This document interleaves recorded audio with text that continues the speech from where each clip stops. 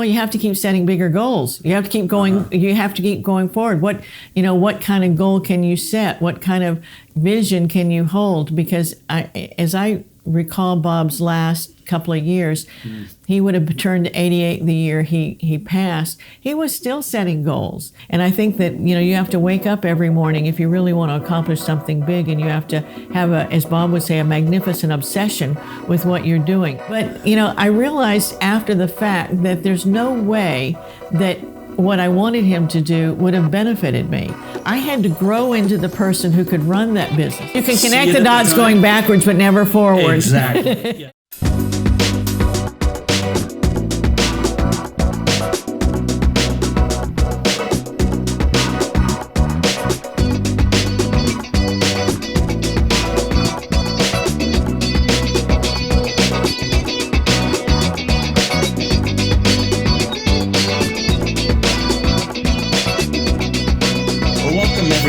All of my friends and business associates, business partners worldwide, we've got something special for you today. I'm here with Linda Proctor. And Linda, if you told me that I'd be sitting with you 34 years ago, when I started down this journey of personal development, I wouldn't have believed it. It would have been my greatest dream, shall we say. The story begins back 1990. I get an invitation from a friend to attend a seminar at York University here in Toronto. And I was brand new down this path. I had come out of the car business. I'd come out of being a locksmith glazer in the trades, in the family business. And I was told there's a 3-day seminar that can completely transform your life. And so it was my first personal development seminar with Bob Proctor, your husband. And here we are 34 years later, and I'm in your studio, Bob's studio at your house, telling the story. And it's just divine that it should be like this. And so, maybe you could share with us, so how did all this begin? I mean, how did we get here?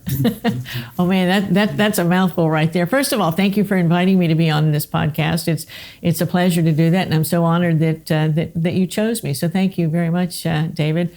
I met Bob back in 1979, and I was in the insurance industry. And at the time, he was working mostly with insurance companies in the business, and I had never been exposed to personal development, and he said things that I had never heard people say or speak. And I had an opportunity to speak with him after, I don't know whether it was after one of the seminars or during one of the breaks, but he started asking me questions, and he probably asked you the same ones that when you've had a chance to talk with him at different times. And he said, what are you doing? What are your results? What are your goals? And I told him, and of course what I was getting, and my results were significantly far apart. And he asked me to describe how I spent my day. And as he dug into that, and this is what he was a real master at, he said, "You'll never make any money working the way you're working." And I was sort of crushed, because I was working pretty hard. And he said, for one thing, you spend more time in the car than you do in front of a prospect. He said, the second thing is you don't even try to to set up an appointment with a prospect until the evening. Well, that was how I was being trained, and nobody had ever suggested any different. I mean, Bob was the only one that had ever said that to me, and I'd been in the insurance industry at that point probably 4 years. And he said, you've got to work differently. You've got to put, your effort into spending most of the time in front of a prospect rather than in a car or pushing paper.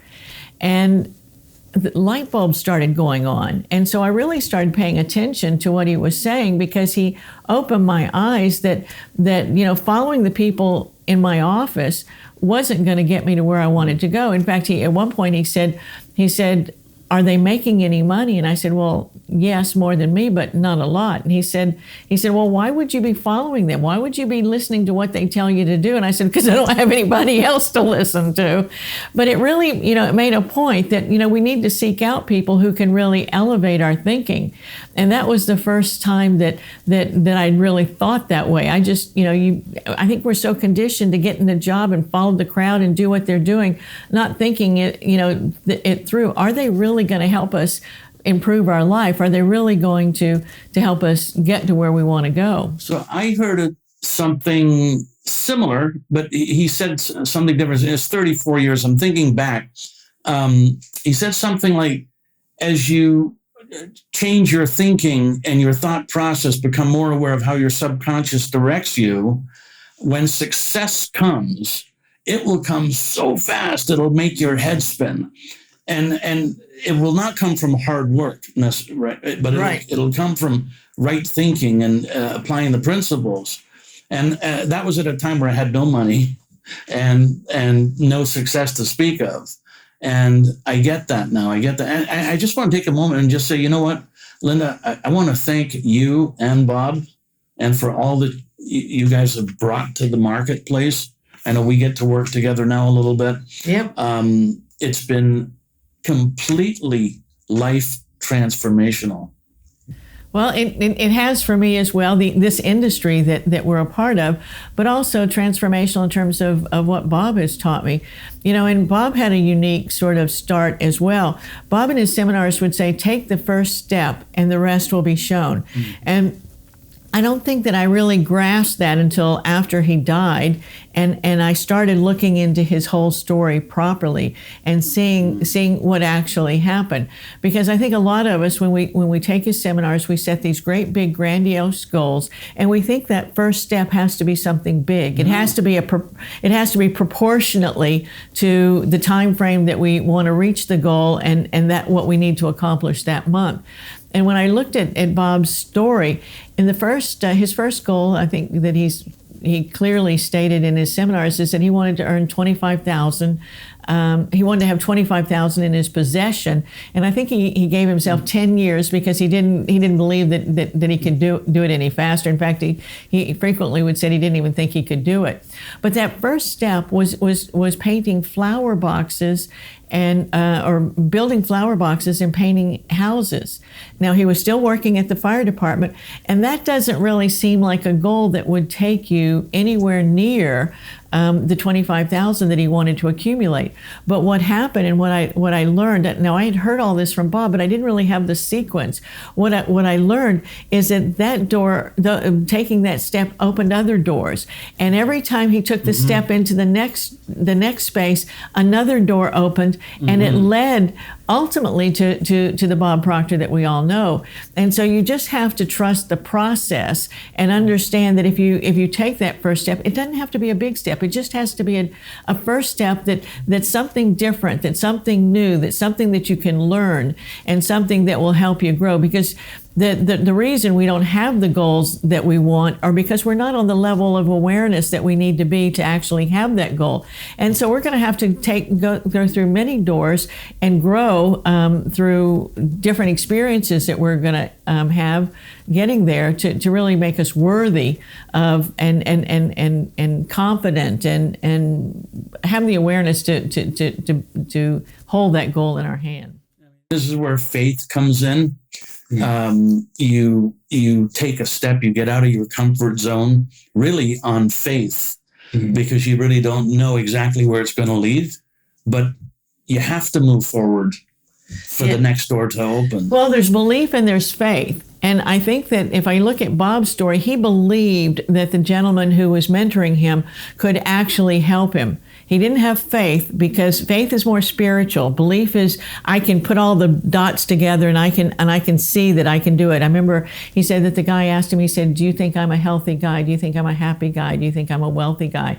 And Bob said yes. And those were things Bob wasn't at the time. And so he believed that the guy knew how to help him based on that. that. That's belief. But Bob, I don't think, was really at a point where he had faith in his ability to do it yet. You hear him talk in the seminars. He said, I believed in him until I could believe in myself.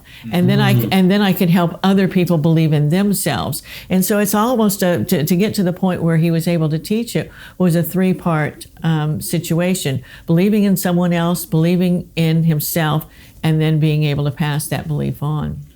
So you and I have had a chance to work together now for a number of years. And, I've kind of known of you through my journey over the last 30 years. And we were ships passing in the night. Yeah. And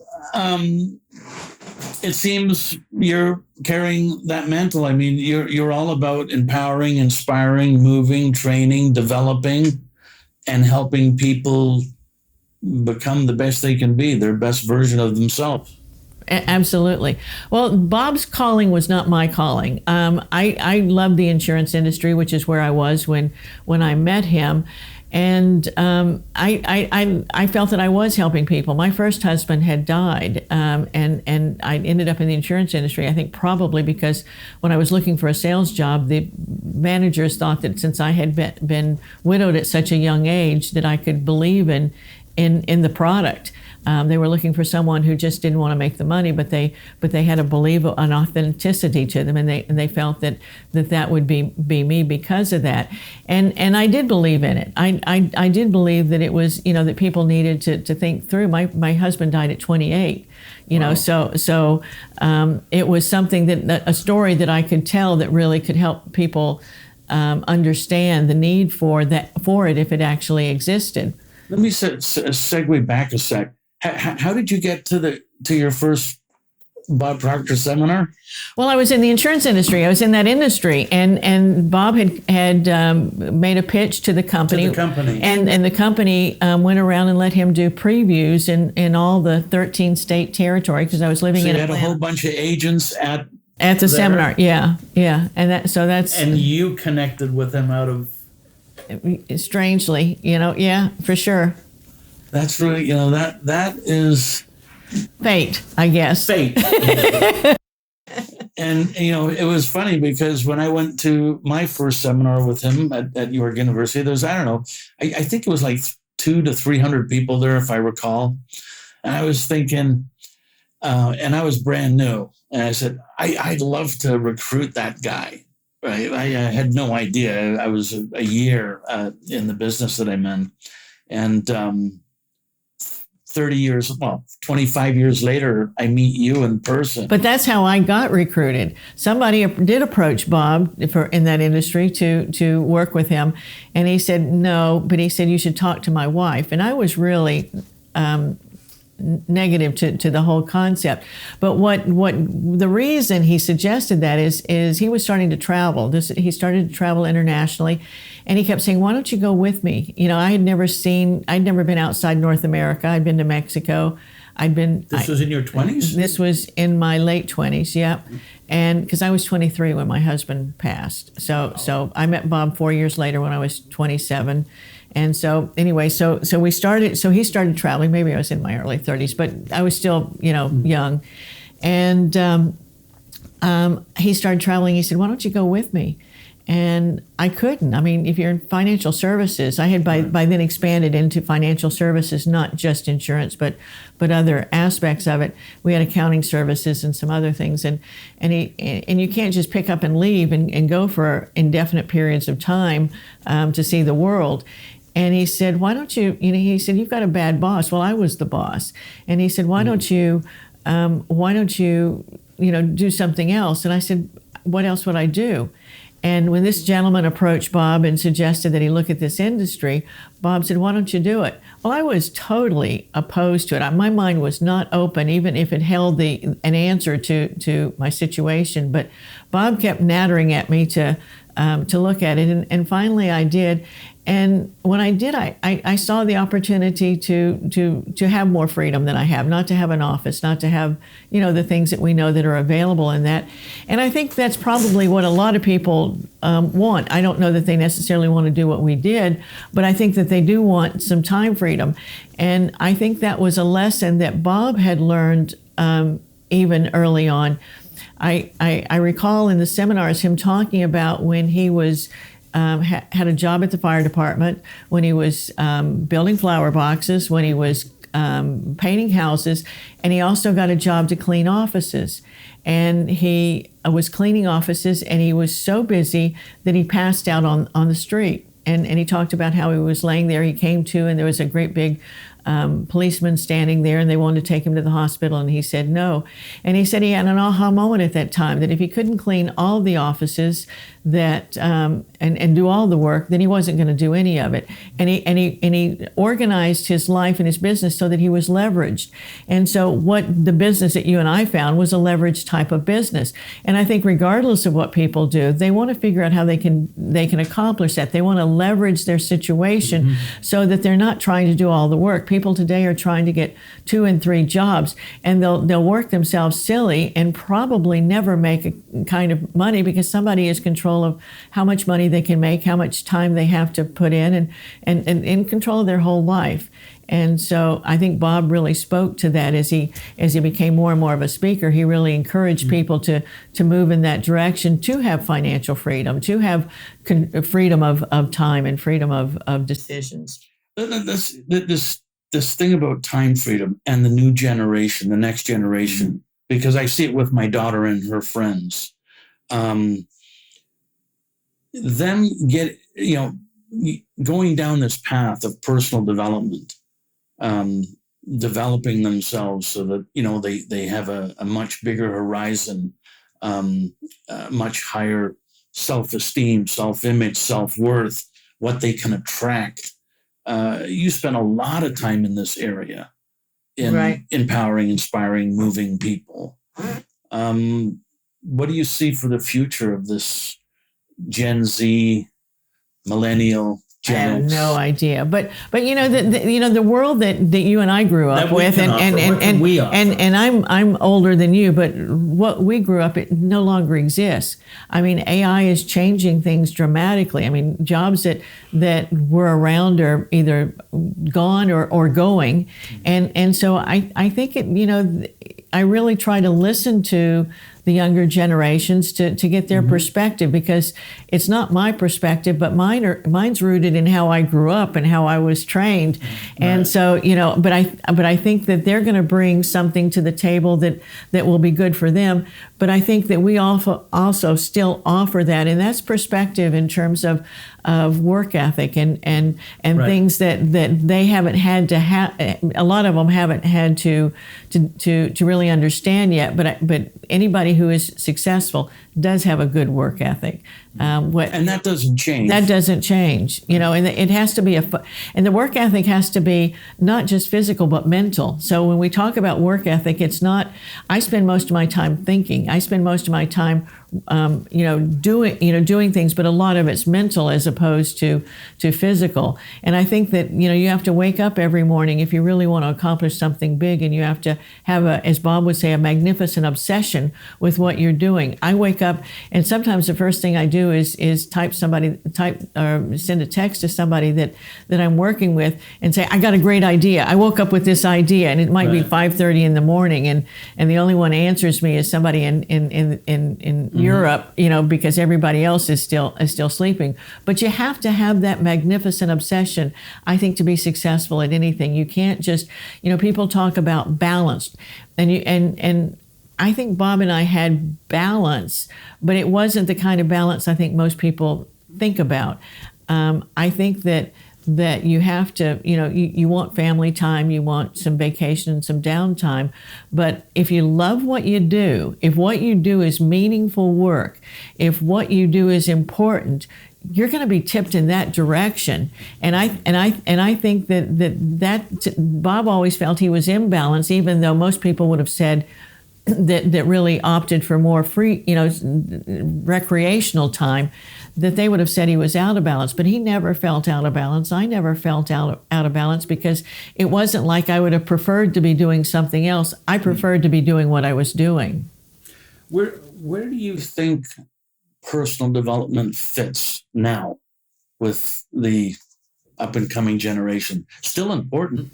I absolutely. Right. I don't think it's going to go away, because I think that you have to develop you in order to be able to do what needs to be done.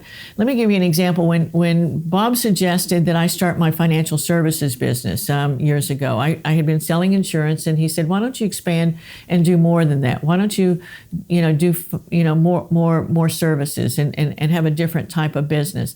He said, "You really need to get people coming to you." And he said, by offering more services, you have more to offer, and you can attract more people. And I said, fine, great idea. And I jumped right into it, having faith in what Bob, or belief in what Bob was suggesting I do. And it was great. In the first month, sales were good. I had opened an office, which I leased. I had bought equipment. I had, which I was still paying on. I had employees. I had a huge overhead, whereas, in sales, you don't have all of that. You just have you that you look after. And all of a sudden, in the second or third month, I realized I wasn't sure I could keep the pace up that I was doing. I wasn't sure that I could keep going the way I was going.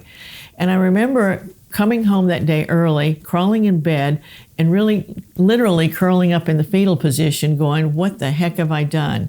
And Bob came home later, and he said, "Where are you?" And I said, "I'm in here." And he said, "What are you doing under the covers?" And he said, "Sit up." And so I did, and I sat on the side of the bed, and he said, "Look," he said, he said, "What's wrong?" And I said, "I think I've made a terrible mistake." I said, I feel like I've jeopardized our finances. I'm not sure what I'm going to do. I'm scared." Now, what I wanted him to do was to put his arm around me and say, "I'll take over, I'll fix it, and then you can come in and take over." That's not what he did. And I think you would know that that's not what he would do. He said, "I love you." He said, "I'll support whatever decision, but you've got two decisions." He said, "Number one," he said, He empowered you. Yeah. He pissed me off, actually. Well, first pissed you off, then empowered and inspired. He said, You can quit," and he said, I'll close everything down, and whatever, I'll look after it.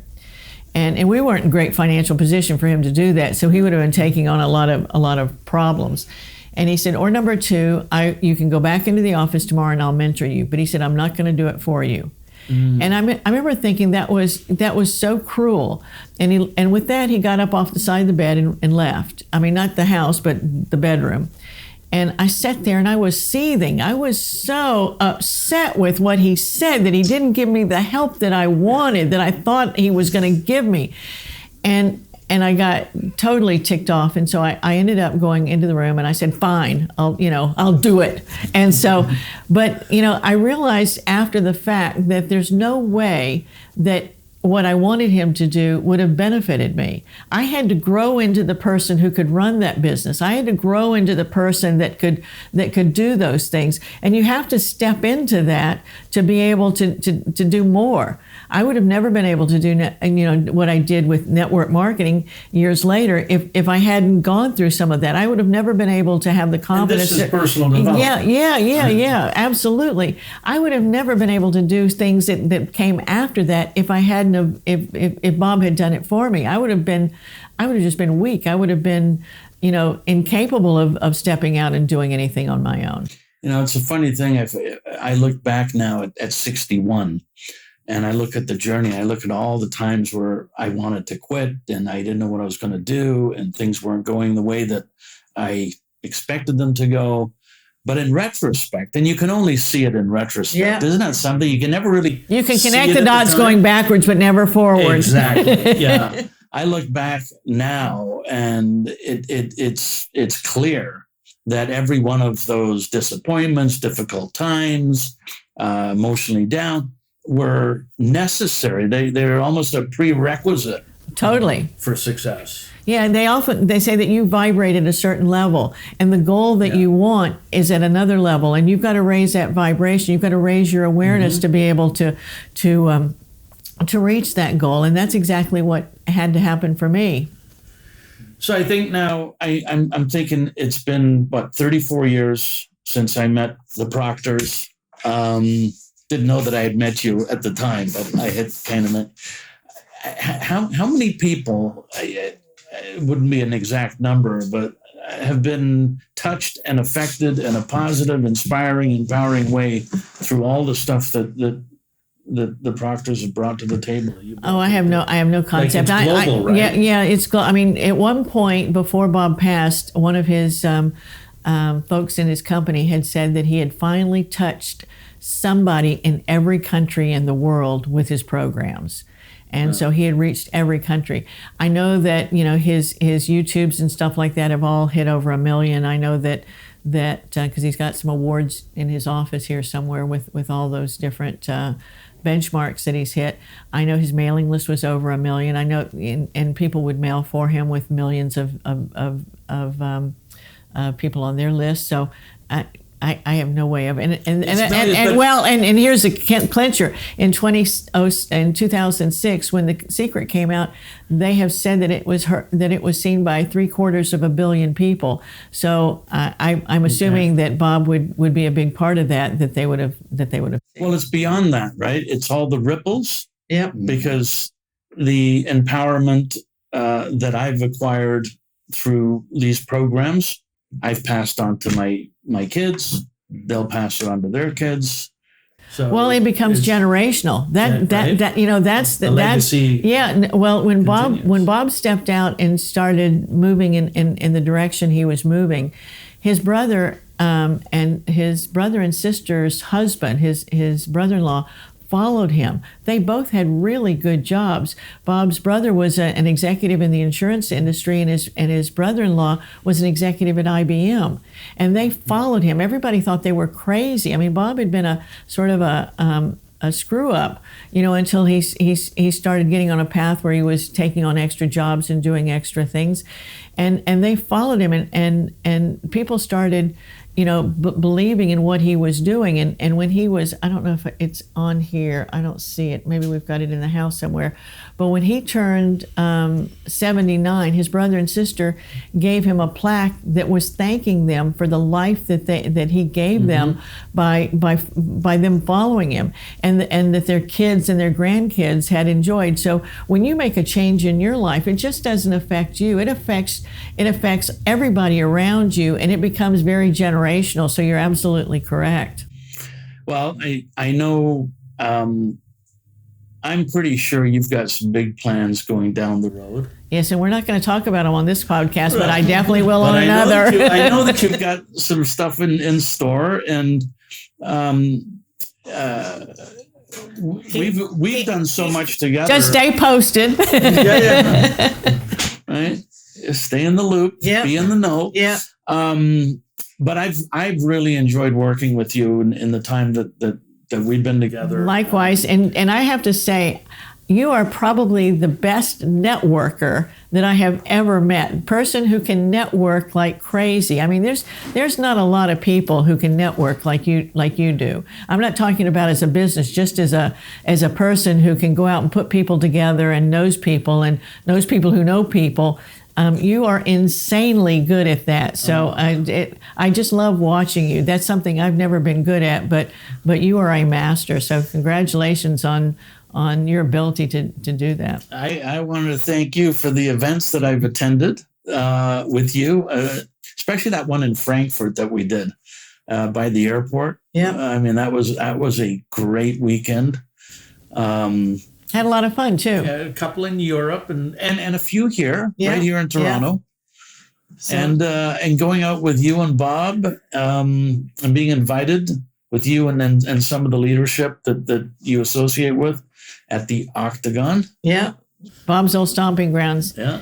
Bob was a meat and potatoes guy, and so he liked his baked potato and his steak. So that was his favorite. And so the Octagon, being close, was one of his favorite places to go. So going forward, you have all this wisdom, experience, business acumen, all this training. Where do we go from here? Well, you have to keep setting bigger goals. You have to keep going. You have to keep going forward. What kind of goal can you set? What kind of vision can you hold? Because as I recall Bob's last couple of years, he would have turned 88 the year he passed. He was still setting goals.